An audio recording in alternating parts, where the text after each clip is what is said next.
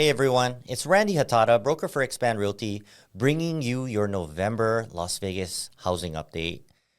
It's been cold this November, and we simply weren't prepared for it because it started a little early. In fact, we're used to the temperature dipping on Halloween Day. However, it has dipped a week to 2 weeks prior to Halloween, and some of us caught without our jackets. So it is now 20 degrees colder than what we were used to a week ago, and we're in the 50s, low 60s this week. So regardless, I'd like to start with a thank you because the word on my mind is gratitude.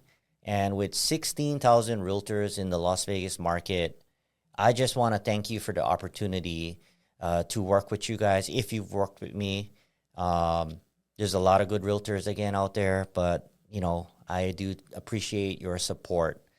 With that, because the word is gratitude, it's not what we have, but the people we have helped. And based on that, I would like to thank you for keeping me on the top 1% of the market here in Southern Nevada. So got this award from Ticor Title and one from Chicago Title.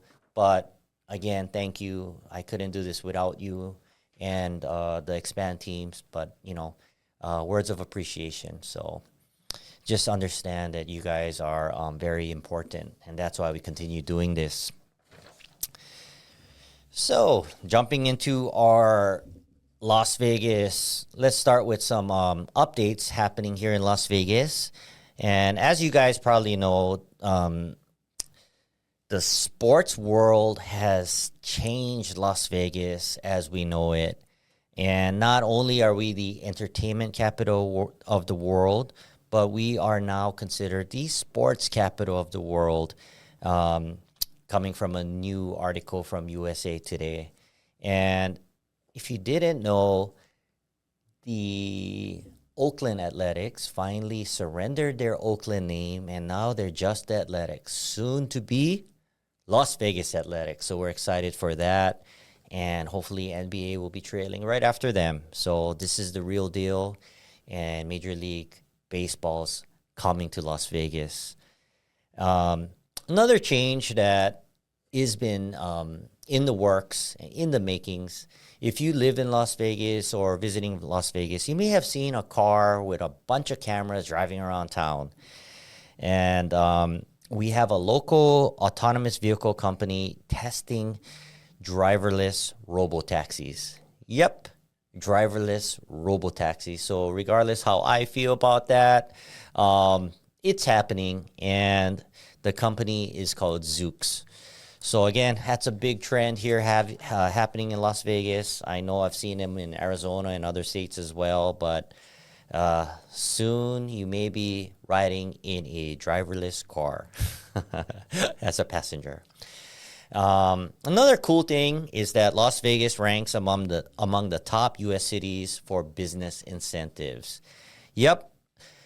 Las Vegas is ranked among the top U.S. cities offering the best incentives for new business. And that ranking was done by Business Outreach. And Outreach noted that the state's lack of corporate or personal income tax, but also pointed to financial incentive available to small business. Moving on, North Las Vegas launches downtown redevelopment plans. We've talked about this in the past, and it's coming closer to real-life movement. And the city of North Las Vegas is planning a 5-year plan to redevelop its downtown's core and fostering growing the medical district. And a 42,000 medical building will become its first tenants at the end of this month. And a downtown plaza with shops, restaurants, and walkable spaces is also in its planning stages. So pretty cool. We could certainly use the medical help here. Another thing that's happening is pretty cool. It is the first freestanding children's hospital, and this is being done by Intermountain Health, and it will be happening at the Harry Reid Research and Technology Park located in the Southwest. So how cool is that? kudos to the children. You have your own hospital coming your way.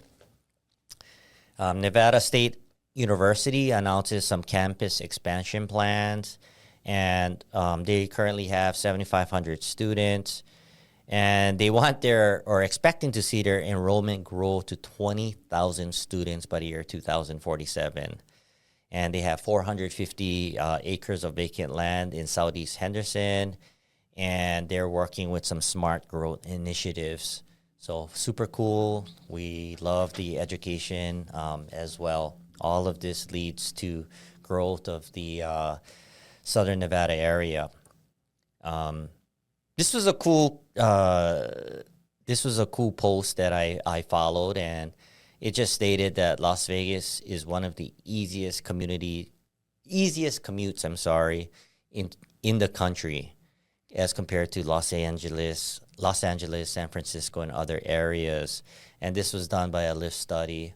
And yep, everything is pretty much within the 15-minute distance and stretching to maybe 30 minutes. Anything further than that is pretty extreme here in Las Vegas. I will say, though, that the traffic is getting heavier and more congestion and more construction as we witness this growth. But this is true. It's a good commute, and things are pretty close here in Southern Nevada. Here's some kudos for the women. $700,000 grant will help more women enter the construction trades. So there's a $716,000 grant to the Southern Nevada Building Trades Union, and the Women in Apprenticeship and Non-Traditional Occupations grant will support women in the construction and building and advanced manufacturing technology industries. Here's a quick question for you guys, or a quiz, fun quiz. What ethnicity has the most residents here in Las Vegas for Asian descent?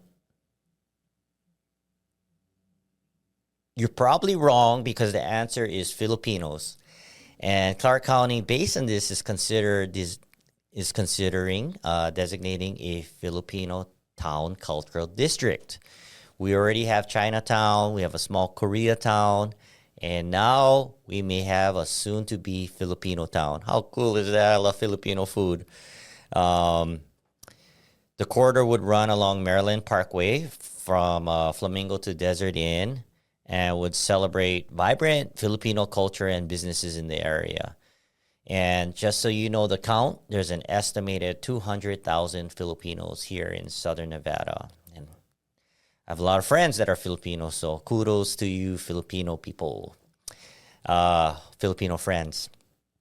And the last one is the Southern Nevada job market is expanding, and we've added 41,000 new jobs to the market, and expansion primarily driven by the construction and government sectors.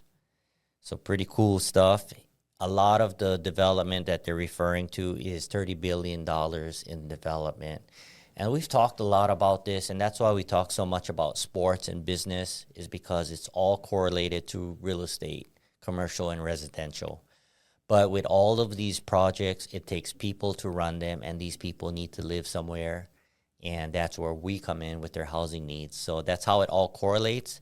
And based on that, our population is growing. It's growing organically, and it's also growing by these projects, businesses, recruiting out-of-state people to fulfill the job need and filling that gap, thus increasing our population. So that's what's happening right now, you guys.